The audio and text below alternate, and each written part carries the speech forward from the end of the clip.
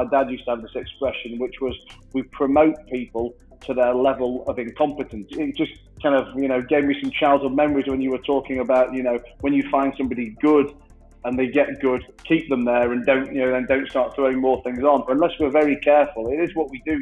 Somebody's good, we move them up the ladder, and then we make them a manager, then we make them a this, then we make them a that, and then they're shit at it, and we get pissed off and we fire them. We've lost that good person because they weren't ready to be on ladder number 8, but they were amazing on ladder number 7, and now we don't have them on ladder number 7. We've fired them and we've fucked ourselves. Talking to you is a breath of fresh air for me as a business owner. Talking to an accountant, with this kind of mentality, this kind of attitude. But I know you were telling me before we came on that you've got 15 staff or something in your business. Tell me, how do you recruit and how do you scale your business? Because I would imagine it's very difficult to go and find little carbon copies of you. And that once you take people on, you're going to have to train them in a very specific way to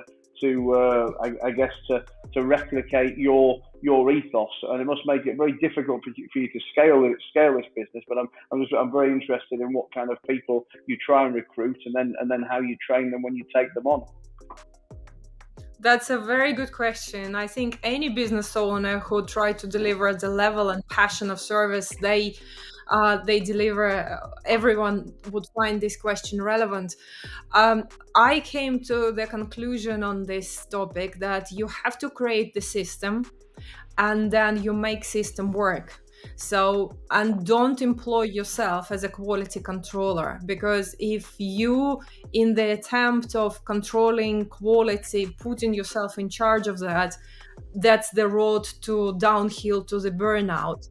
So think how you want the client journey, the work journey, implement the whole system, and then find the person.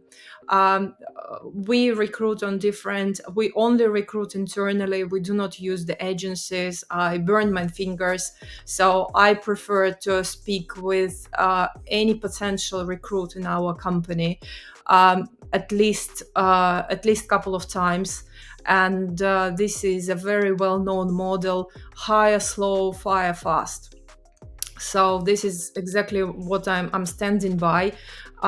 It takes time to find the right candidate, but we try our best, and then you replicate. And another trick would be, once the hired candidate has proven themselves to be a very good candidate and fitting in the role and doing the job brilliantly, stop there and let them do the job. Don't get too excited that this is such a brilliant employee, such a brilliant opportunity. We'll give him more work. We will expand his responsibilities. We will give him something else to do because we're short on another project and they clearly can do it. Don't do it. This is another road to the burnout, but the actual recruit, because people enjoying the work and hear more work landed on their head, which is not on job description. They could be very loyal, but they will reach to the point when they will burn out and leave. So stick to the job responsibility, have a regular talks with them. And if they're happy, if they see themselves progressing in any other direction, then facilitate it. If they're happy where they are, even if they want to go like in a smaller steps, adapt to it, because not all the employees in your team or not all your members of your team, they will have the speed as fast as a business owner. And when the business owner is thinking globally, like we're going on this market, we're going on that market, we're hiring 10 more people and we're spreading and we have a new project, people in the team, they taking it slowly. So don't shock them too much, otherwise that will can end up in a crisis.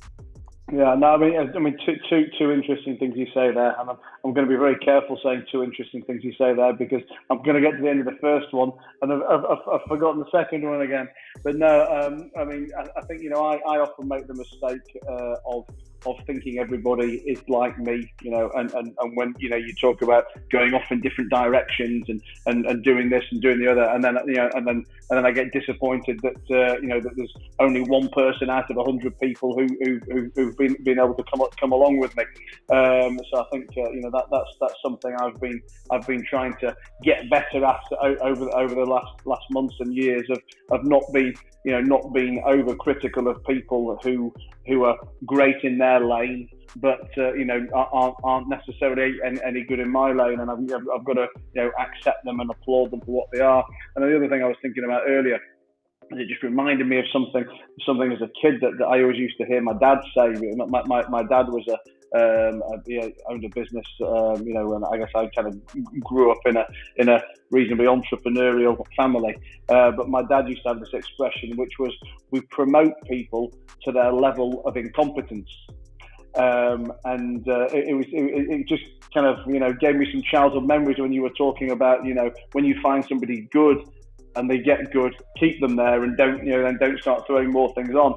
And I go back to that expression, and I think, I guess like what I've done in my career, or what I watch other people do in their businesses, and unless we're very careful, it is what we do. Somebody's good, so we make them, we move them up the ladder, and then we make them a manager, then we make them a this, then we make them a that, and then they're shit at it, and we get pissed off and we fire them.